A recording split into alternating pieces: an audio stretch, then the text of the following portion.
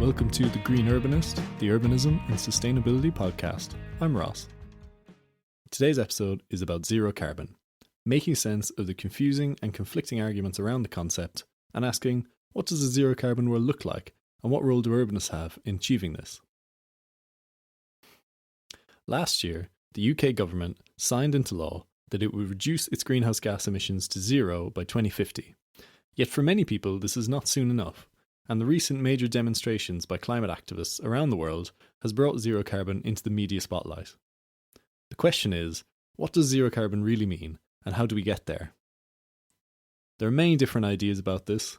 Some people think we can continue business as usual and invent our way out of the problem. Some people think that the push for economic growth is the problem, and we need a massive rollback of our modern carbon-intensive way of life.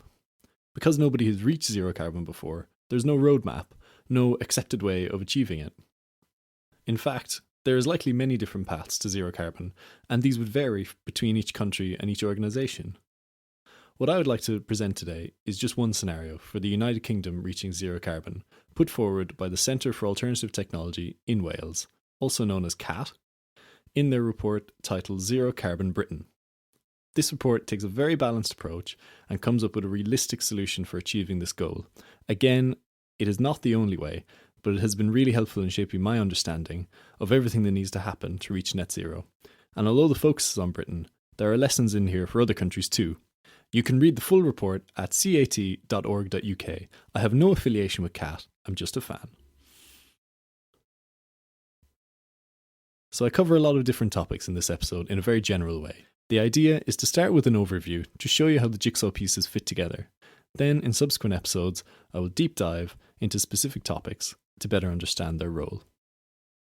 When we say zero carbon, what we really mean is no net release of greenhouse gas emissions into the atmosphere. But carbon dioxide is kind of the big one, so we tend to translate other greenhouse gases into CO2 equivalent, just so we can talk about everything at once. So I will be using the phrase zero carbon, or net zero, or carbon neutral, but this also encapsulates all the other nasty gases too. Remember that we're talking about net zero carbon, so it's not about never releasing any carbon into the atmosphere. It means that if you do release some, you need to capture it so that the end result is zero. We also have to understand that ending carbon emissions is just one element of fixing our problems. It doesn't necessarily deal with things like plastic waste in the ocean, the extinction of animal species, or the quality of our environments, both urban and rural. However, the challenge of reaching zero carbon is also an opportunity to solve many of our other problems, and I will touch on some of these synergies throughout the podcast. Okay, let's move on to the main event. What does this Zero Carbon Britain study propose? The study sets itself rules to follow, which shape the outcomes.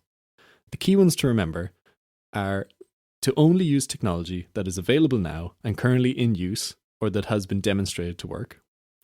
Supply our energy with 100% renewable technology with no nuclear component. This is because nuclear energy production produces waste, and that waste needs to be stored safely for thousands of years to come. And lastly, rule out geoengineering options that are dangerous or have not been proven to work. So that does leave us with the old-fashioned methods of planting forests and some newer proven methods of carbon capture and storage. Okay, so we've laid the ground rules. The study also has a set of aims, which basically ensures that life can continue in a fairly normal way, albeit with some changes under a zero carbon scenario. These are: make sure energy supply meets energy demand at all times. This is one of the big problems of renewables. If the wind isn't blowing or the sun isn't shining, then there's no energy. Well, we have to figure out a way of making that work. Only rely on energy we produce in the UK, so no buying energy in from elsewhere. Ensure that the food we produce feeds the population sufficiently and healthily, and we'll talk about agriculture and diet later on. And lastly, must not reduce the areas for wildlife and conservation.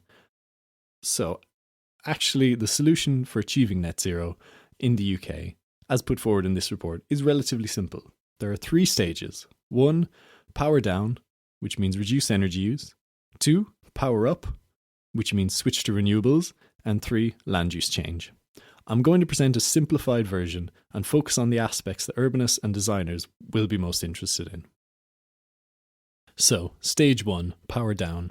By reducing our use of energy and using energy more efficiently, we can reduce the UK's energy use by 60% overall, And that makes it much easier to provide that energy in the form of renewables. So that's why this is the first step.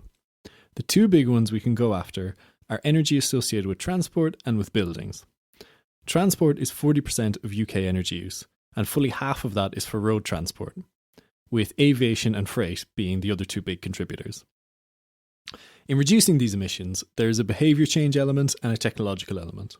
The behaviour change element is about facilitating and encouraging people to travel less, for instance by working from home and conducting more communication by phone and video rather than in person. We can also get more people walking, cycling and taking public transport by improving the facilities and infrastructure for these things.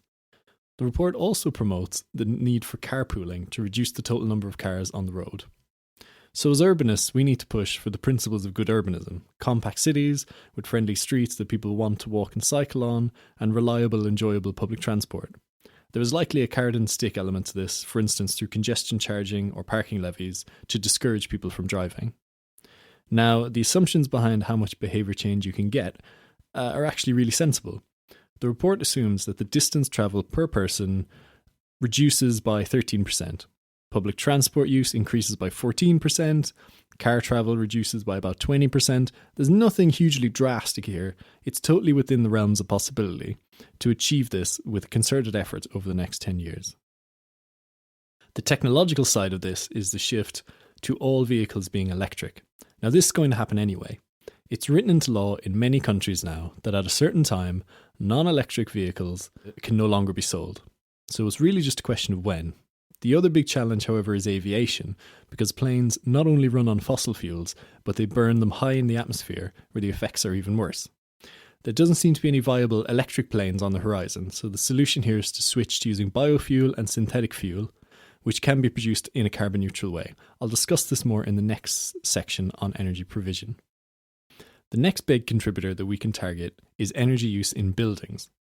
Energy used by buildings are 40% of the UK's energy use. In the UK and other northern countries, the big contributor to this is heating. In warmer climates, air conditioning would be the big energy suck. Other things like electronic devices and cooking are actually only a small percentage. So the big challenge of reducing energy use is that the vast majority of our building stock for the next many decades is already existing. What we have to do then is retrofit all existing buildings to improve insulation and reduce drafts. If you retrofit all existing buildings to a high standard, you can reduce heating demand by 50 to 60%.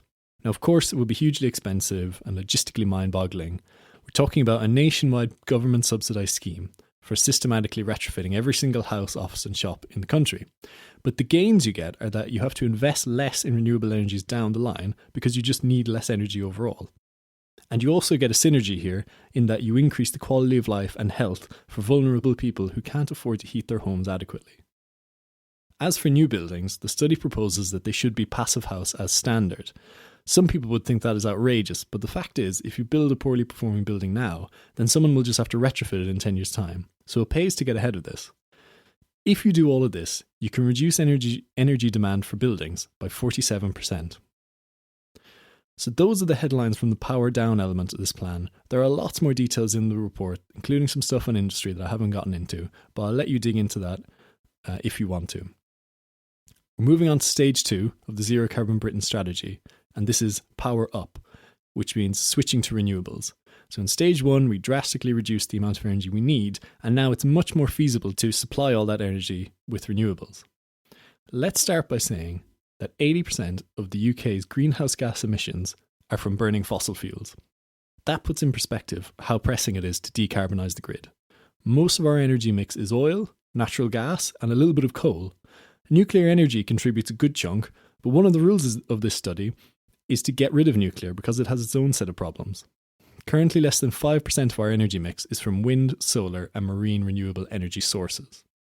So what's the solution to this? Well, one of the issues with renewable energy is that it's inconsistent. When it's not windy or sunny, there are dips in the supply of energy. So the solution to this is diversification. You don't just rely on one type, you have to invest in a wide variety of generation methods. And this also includes things like burning biomass and geothermal energy, which is more reliable. Now, that being said, you have to play to your strengths. In the north and west of the UK and Ireland, we are blessed with high wind speeds. What's more, wind speeds are higher off the coast than they are on land. So offshore wind farms hold the most promise for this part of the world. If you're somewhere else in the world, like the Middle East or California, then probably solar energy would be the one you'd rely on. Remember also that one of the goals of the study is to make sure that energy demand is met at all times, so you don't have moments when you can't make a cup of tea because it's a calm, cloudy day. So bearing all that in mind, the energy mix proposed within this study is about 50% wind power, with the remainder made up of, you ready for this? Wave and tidal, solar, geothermal, hydropower, ambient heat, and biomass. Of all of these, biomass is a really key one. Biomass is essentially just organic material like trees, which you can grow, chop down, store, and then burn for energy when you need it. Now, when it burns, it does release CO2, but it only releases the same amount of CO2 that it absorbed while it was growing. So technically, there's no additional emissions, and that's what I mean when I say net zero carbon. Biomass can also be used to create biofuels, which can be stored for later use or used in particular technologies that can't run on electricity. Then, on top of this, we need to deploy ways of storing energy for when demand is high but supply is low. There are lots of ways to do this, like batteries, heat storage tanks, storing biogas and synthetic gas. It's just another piece of the puzzle, and it may have some interesting impacts for urbanists if cities need to be retrofitted with this new kind of storage infrastructure. Okay, so we've cut our energy demand down, and now we're supplying all of that through renewables. That brings us up to a 90% reduction in our greenhouse gas emissions. The last 10% to get to true zero carbon is largely to do with how we manage our land on a macro scale, and that's why stage 3 is land use change. Let's look at the existing land cover in the UK. There are 66 million people on this little island, and it can feel very urbanised. However, only about 5% of the total land area is urban area. In fact, about 30% of all the land in the UK is grassland for livestock. About another 10 to 15% is arable land growing crops for us. And then the same amount of land, about 10 to 15%, is arable land growing crops to feed livestock. Now, you've probably heard that livestock contributes to greenhouse gas emissions through producing methane. And that's true. However, it's a relatively small percentage when you consider things like transport and heating buildings and all that we discussed earlier. However, if we want to get to net zero, this is a consideration we have to have. I think the bigger issue with livestock, and cows in particular, is just how much space they take up to produce essentially two products, meat and dairy. Calorie for calorie, it's very inefficient compared to growing crops. But it's tricky because actually grasslands tend to have very rich soils that act as carbon storage. So if you convert grassland to arable land, you just plough it up, then you release all that carbon into the atmosphere.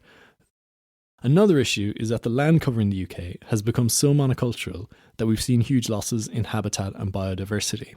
Now, as biodiversity reduces, the productivity of agricultural land reduces too. The whole system is connected.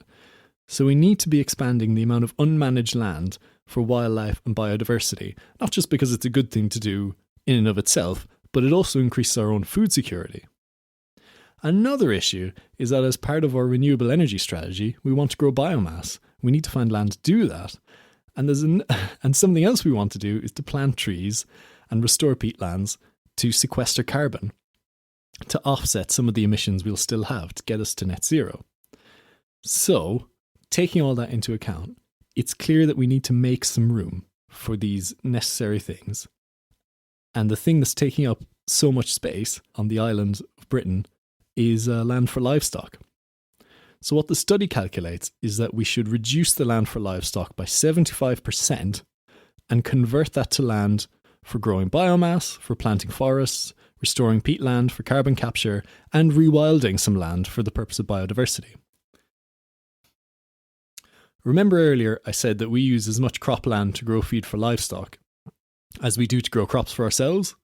Well, if there's less livestock, then there's also less need to grow food for livestock.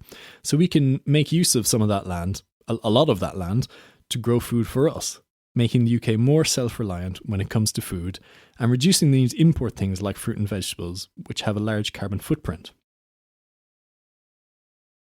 Now, reducing our production of meat and dairy to a quarter of what it is obviously has huge implications for our diets and our culture and raises questions around equality and health. I could talk about this for hours, but instead I'll dedicate a whole episode to this, so keep an eye out for that. By making these land use changes, we have reduced emissions relating to agriculture, we've created space for growing biomass for energy, and we've increased our land for natural carbon capture. After all that, we are now officially at net zero carbon. If you're feeling bowled over about how much work is needed and how expensive all this will be to achieve, then I'd just like to leave you with a quote from Simon Wren-Lewis, who is an Oxford economist. "No one in 100 years' time who suffers the catastrophic and irreversible impact of climate change is going to console themselves that at least they did not increase the national debt. Humanity will not come to an end if we double debt to GDP ratios, but it could if we fail to combat climate change." That's it for this episode. If you enjoyed it and you want to read the whole report, you can follow the link in the show notes. As I said, I had nothing to do with the research and I have no affiliation with the authors, but I think it's a fantastic piece of work and I want to share it with you. If you enjoyed this episode, please subscribe to the podcast wherever you're listening. Follow us on Twitter at Green Urban Pod and Instagram at Green Urbanist Pod, where you'll find additional content and news. Thanks.